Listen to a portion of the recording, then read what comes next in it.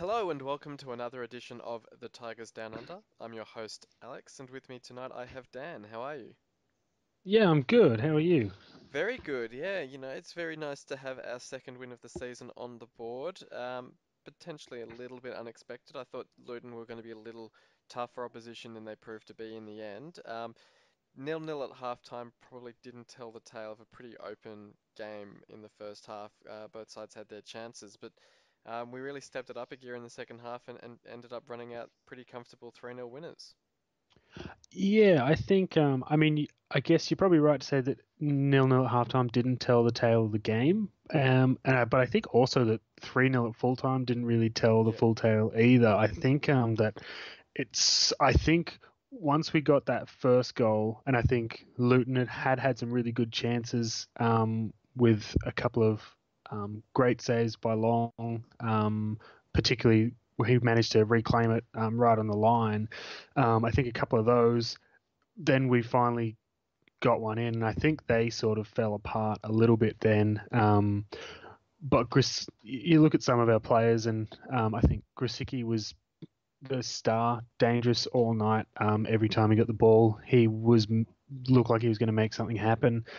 Um, Kingsley was Yeah, what did you look. what did you make of Kingsley's game? Look, I think they kept a clean sheet, which is nice as a unit, but I think Kingsley got himself out of position on a number of Mm, times when he didn't need to, and credit to him, he scrambled back to he made plenty of blocks for on attempted crosses and things, but Cornick was able to get the ball in space far too often, in my opinion. yeah, I mean, it seemed quite often, and it's sort of a trademark of games that Kingsley starts, that their winger, their right winger, or their right fullback, or whoever's kind of moving into that position for them, gets a lot of space because Kingsley seems to come inside quite a lot, and then Grosicki doesn't track back very much, which then just leaves them with a lot of time and space on that sort of right flank,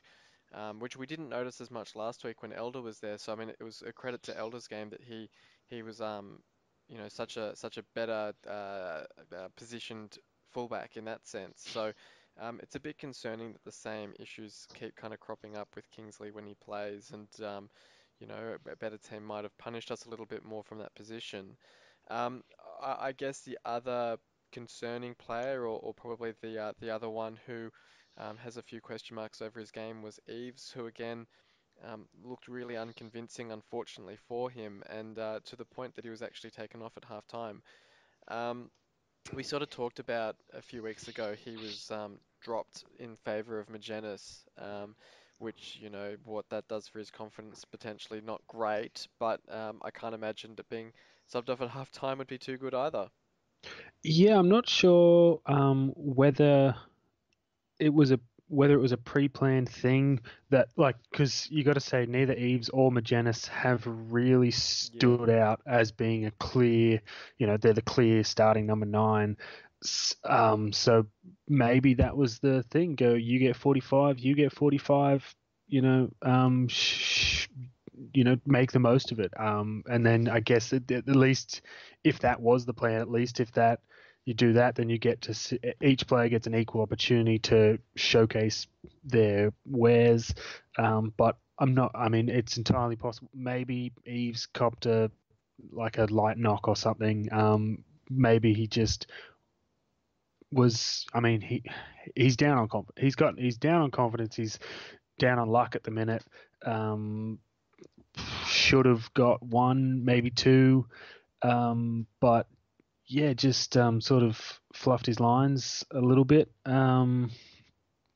So I mean, it was a weird. I wasn't expecting it, regardless of because I still think he's, regardless of his lack of finishing. I think, again, we keep saying all his other general play is still really good. He's still getting involved in lots and being a part of the play. It's just when he's got to be at the end of it that seems to be the problem. Yeah. Um, I guess it'll be interesting. I guess we've also got Belloc coming through. played in the under 23s on Friday night at our time, which was good because it gave us a chance to have a look. I managed to catch a bit of the game against Leeds because they were streaming it on their Twitter feed, and it was a very tidy finish from him. And I guess.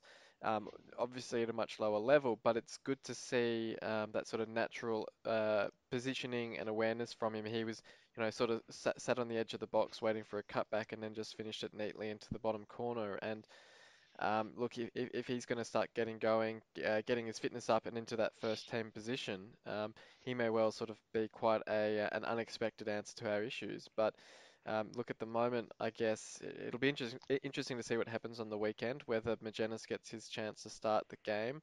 I can't say that he really seemed to impress a whole lot more in the second half than Eves did, and I guess there's more pressure on Eves because he sort of was seen as our natural first choice striker. But at the same time, look, if the other options aren't any more appealing, then maybe he just keeps getting his chances.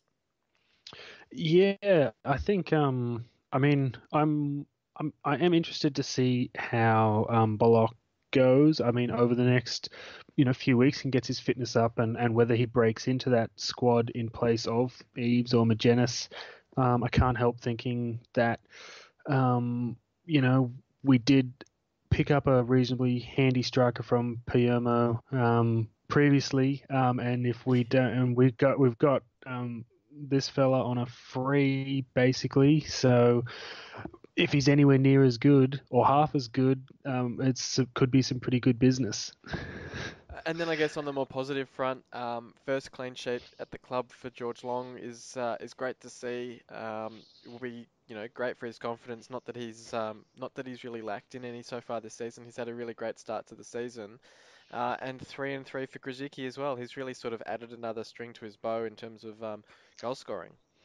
Yeah, I think in terms of Long, I think he really earned that clean sheet, and I think he's been unlucky in previous games. Every game we play, he always manages to pull off one or two like really high class, high quality saves, and that keep us in the game, or in this case, protect a clean sheet, protect our lead.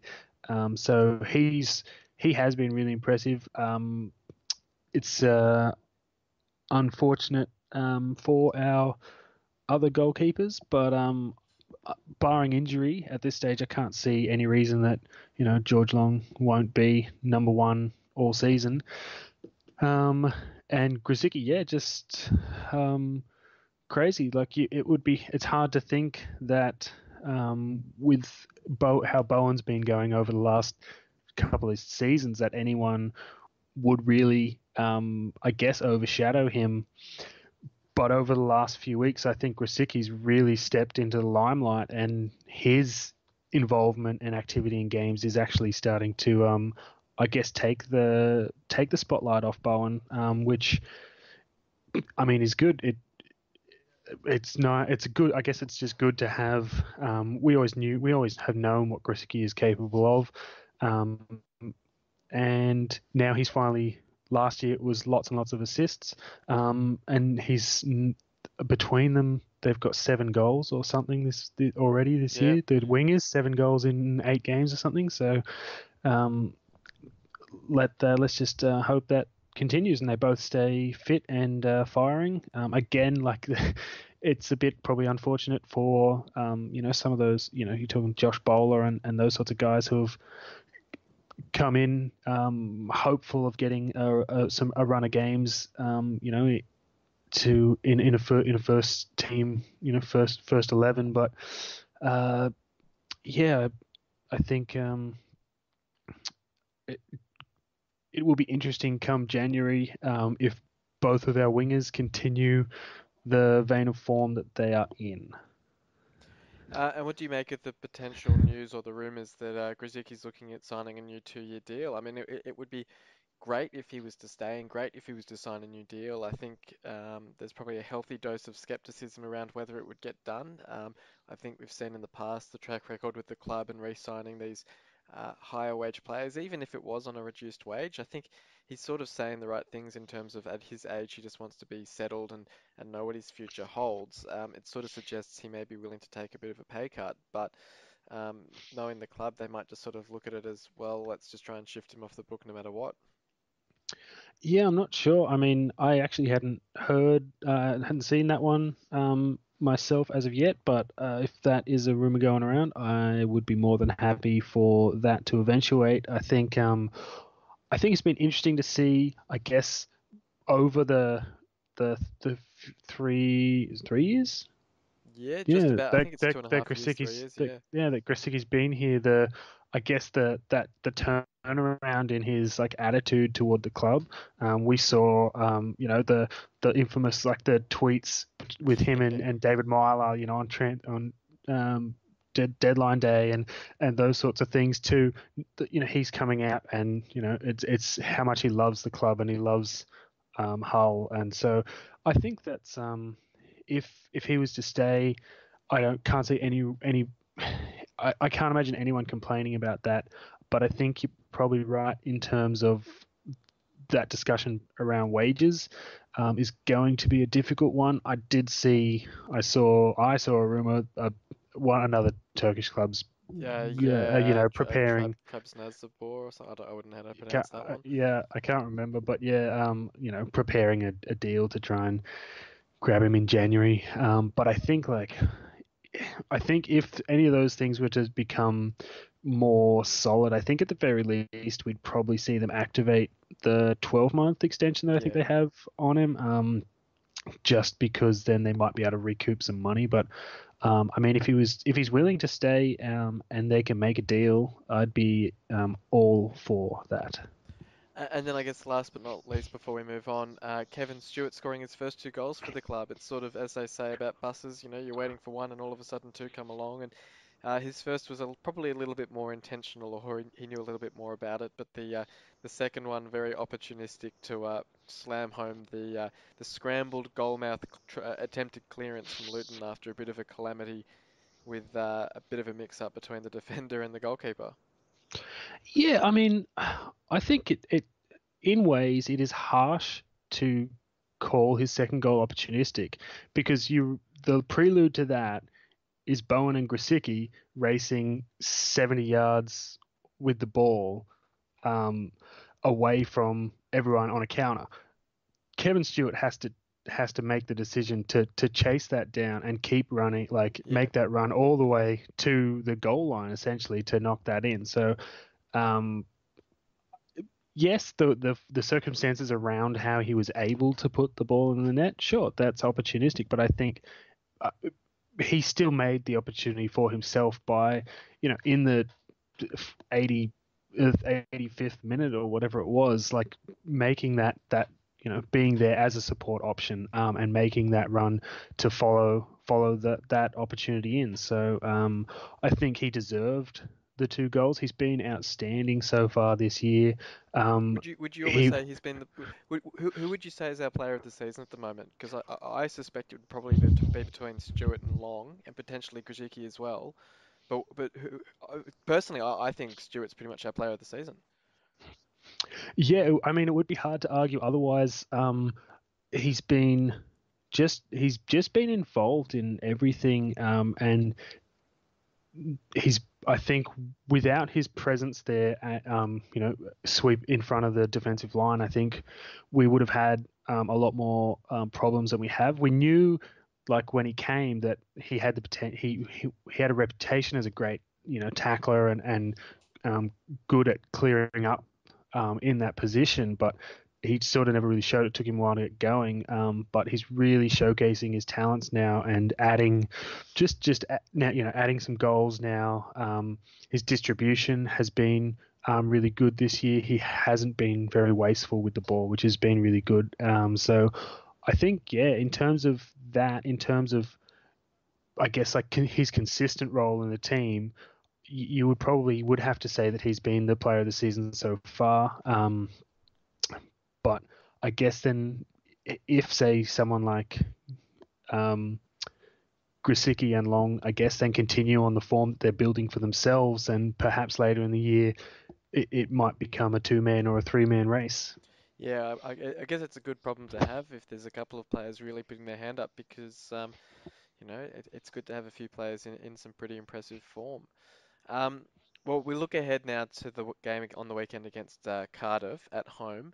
Hopefully, trying to build on our win away at Luton and get 2 wins in a row on the board. Cardiff only 1 point ahead of us in the table, so it would be pretty important if we were to get the 3 points, meaning we would be able to go above them in the table. Um, Cardiff themselves they've sort of had a mixed start to life back in the championship. I think they've had 3 draws in their last 4 games, so goals and wins not easy to come by for them. I guess there's two ways of looking at it. You look at it as okay, they're a relegated club, so they're theoretically going to be a tough challenge. Although with the way that Huddersfield are travelling, it's not necessarily the case if you've just been in the Premier League that you're actually going to be travelling that well. And looking at their form, they certainly haven't been. So it's a case of a great opportunity to get back-to-back 3 points. Yeah, I think I'm hopeful that the win over Luton is, I guess, the catalyst for this little run of fixtures. I think in the lead up to the last international break, we were talking about the first those first few fixtures, first what 6 fixtures had we disappointed with our results in that period, and we would need to improve those um, if we were to meet McCann's aspirations of a top 6 finish. And that's exactly I think where we're at now. We've got is it 2 more games before the next break, I think it's something or like is that, there yeah. more? Yeah, and we so if we can get if we can take those 2 wins, which I think both are achievable, then we actually do start to put ourselves in a much better position. I mean, with those 2 wins, we probably sit ourselves. You're probably about sort of eighth or ninth or something, and just on the cusp of that 6, depending on some of the other results, obviously. But and that's sort of where we're going to need to get towards. I think probably realistically, my expectation would be 4 points is the least that you could really accept from the next 2 fixtures. Yeah, so we've got Cardiff and Sheffield Wednesday coming up, and then Huddersfield the following weekend before we have the international break. So it's really 3 good opportunities to pick up points. Um, I guess the main conversation will be around Eves and whether he starts on the weekend. The other one potentially is Lopez in midfield. I think Elder's probably still a week or so away, so probably wouldn't be fit for that left back slot. Potentially Honeyman and Magennis, but depending on how McGann sees that kind of duel between the two number nines. Would there be any other potential changes to the side in your mind? Um, I guess I mean, if Elder, like the talk was that he got a knock, he got kick in the calf, and it was a minor tear. It was maybe a week or two. I think you're right. He probably not back quite yet. Maybe maybe for the Huddersfield game. But so I expect Kingsley would stay there because I think one of the comments that McCann's been making is the inability to maintain a back four combination. So I mean, they got the clean sheet regardless of whether we thought Kingsley was particularly effective or not. I mean, they got the clean sheet. I guess that gives them the right to retain their spots. I didn't think that Lopez was particularly effective. Personally, did some good things, but I thought he seemed a bit wasteful with the ball for the most part, and maybe a half a step off the game against Luton. So I'd probably see Honeyman come in to start. Next up, I mean, in terms of Eves and Magennis, to me at this stage, it's really a flip of a coin. It, there's Yeah, well, yeah. there's not a great deal of difference between what they're bringing in terms of finishing. I think Eves has the edge in terms of his general play, but I think it's marginal, the difference between the two and what they're bringing to their side at this stage. Yeah, I think that's my opinion as well. I think it's pretty much of a muchness with the two strikers. I don't think they're really offering anything too different. I think at least with Eves, he offers the fact that he's quite a tall aerial presence in the box. Although it's not as if he's been getting on the end of a whole lot of crosses. So yeah, look, it'll be an interesting one. I wonder, if we ever get to the point of trying something completely different and playing Bowen centrally and bringing in Bowler on the wing potentially, just to try something else, add a different dimension and go for that sort of more mobile front three, sort of like a Liverpool style formation or a Man City on occasions when they play Sterling in that central sort of role. But um, look, we'll see. I mean, McGann doesn't seem to be a stranger to rotating things around and trying new things. So it'll be interesting to see how we line up. Um, we then have Sheffield Wednesday next Wednesday, and you've sort of alluded to it already. It'll be great if we could get maybe 4 points or more from these two games. Wednesday only 4 points ahead of us at the moment, and then pending the result with Cardiff, that could be a lot closer come match day. But um, how do you see that one? How do you see our chances? I mean, they've picked up 4 points so far from two games under their new manager Gary Monk. Sort of, they've been in sort of mixed form. They had a pretty tough start to the season with Bruce leaving in pre-season, although they started the season pretty well. So I guess a hard one to read on how they'll go on the day, but another game that would be quite winnable at home. Yeah, I think I haven't seen. I mean, to be fair, I haven't seen much of Wednesday so far this season. So I'm not sure. I don't even know what their personnel is like or anything. But um, I I think I think personally we are starting to. It seems like we're starting to turn performances into points. I sort of talked about it before. The first section of the season was performances, but a lack of points as a result. We were, throwing away leads or or forfeiting results at all late in games. But now it seems I guess we've got our fitness is sort of almost up to an acceptable standard now. So I think we saw that on the weekend that we were still like able to be, making those huge runs much later in the game and being able to maintain that press and that pressure later in the game. I guess the only issue is with the short turnaround between the weekend and the Wednesday game that um, that fitness may be, I guess, really will be tested. But I think I think a draw. I wouldn't be disappointed with the draw. I'm obviously, I'm feeling optimistic at the moment with the way that like the first half against Luton was pretty average, but we managed to dig our way out of that and turn what looked like, I would have been happy with a 1-0 win once that Stewart goal went in. And for a while, it looked like that was all it was going to be.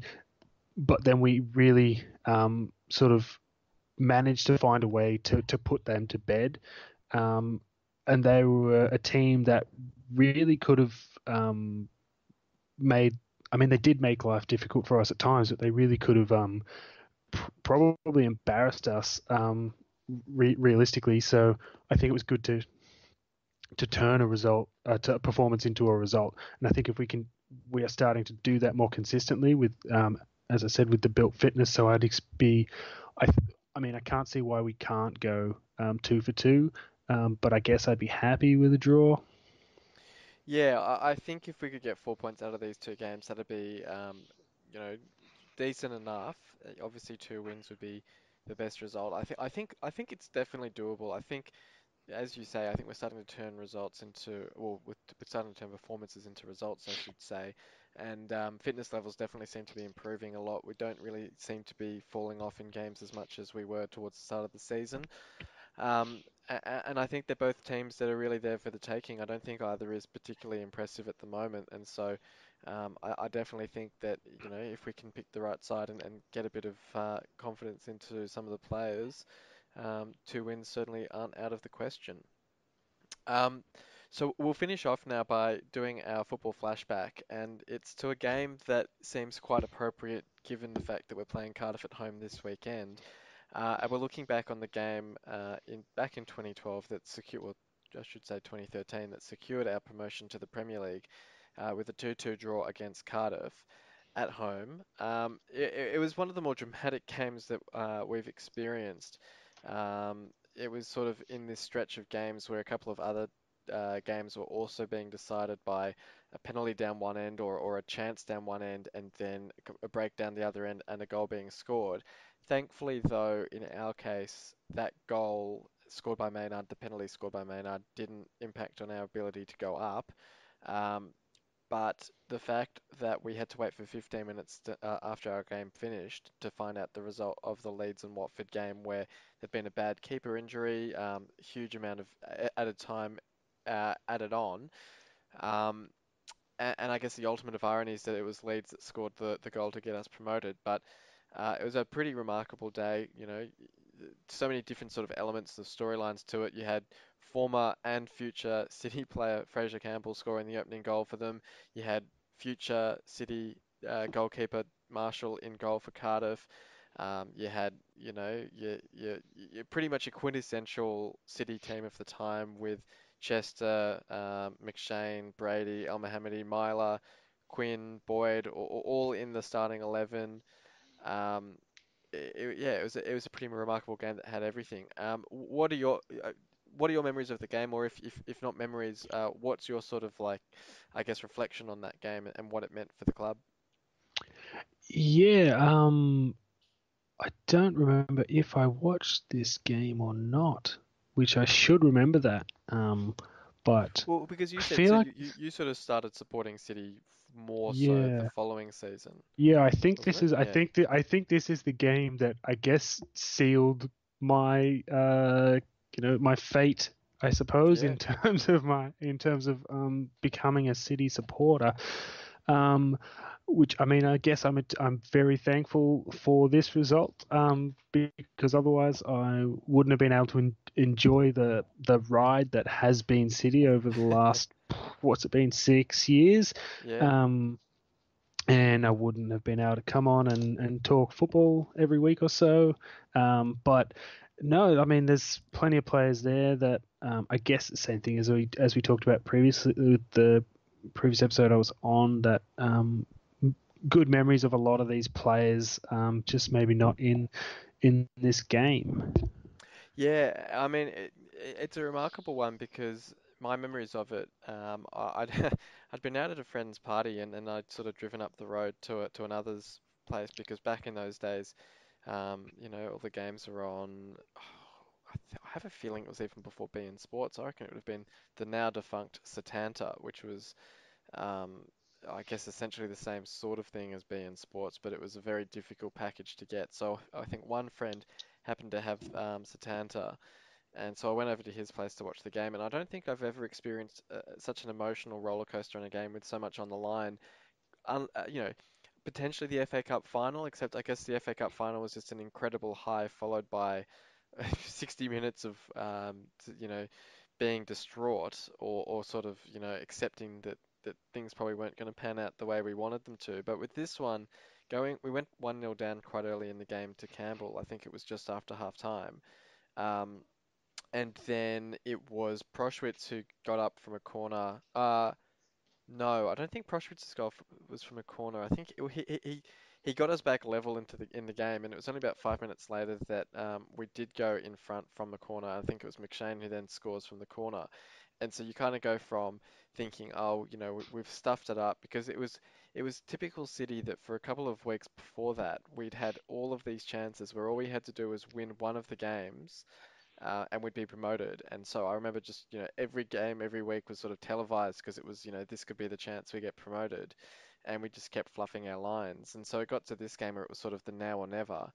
And Campbell scored and sort of did the little, oops, did I just do that sort of celebration because everyone had been booing him. And then you sort of thought, oh, well, that's it, we've stuffed it up. And then up pops Proschwitz for I think only his third goal for the season or fourth goal for the season. And then, McShane puts us in front and all the emotion of that. And you sort of think, oh, hang on, we're actually going to do it. And then we've got a penalty in the 90th minute. So you think, okay, well, this is going to secure it and Proschwitz is going to score it and we'll be fine. And so, of course, he misses the penalty, goes down the other end, and Cardiff get a penalty, which they score. And you think, oh, no, we've stuffed it up again.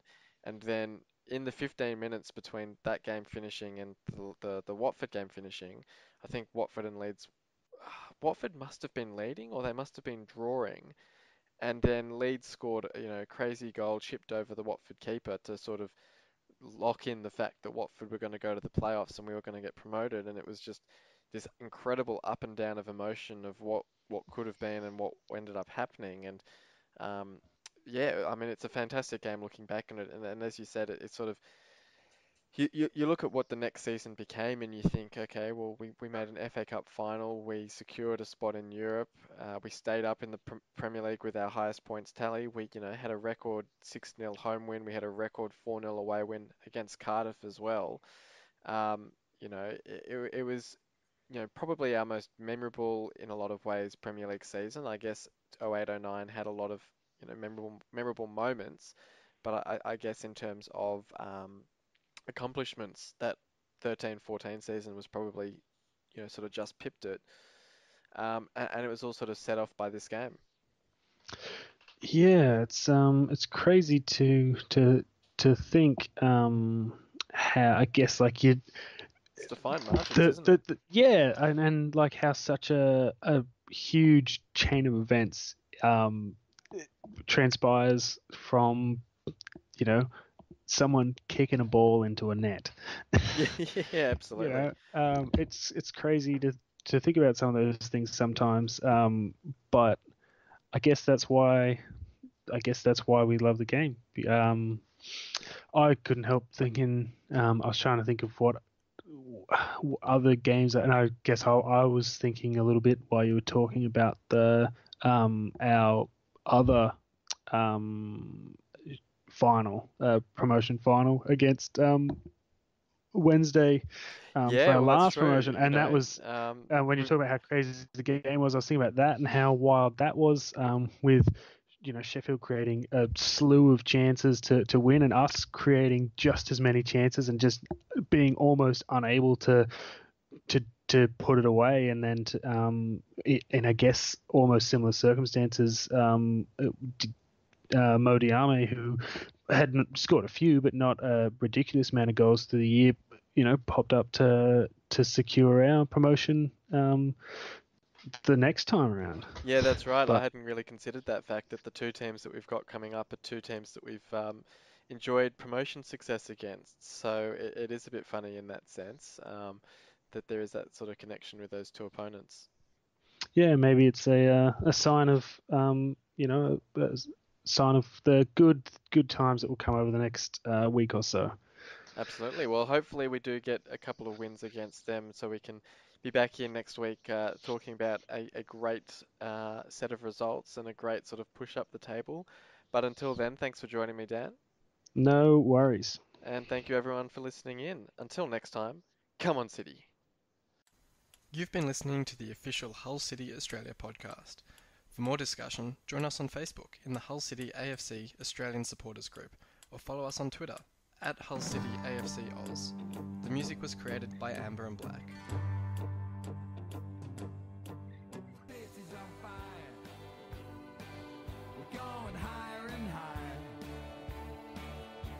There's no turning back 'cause you're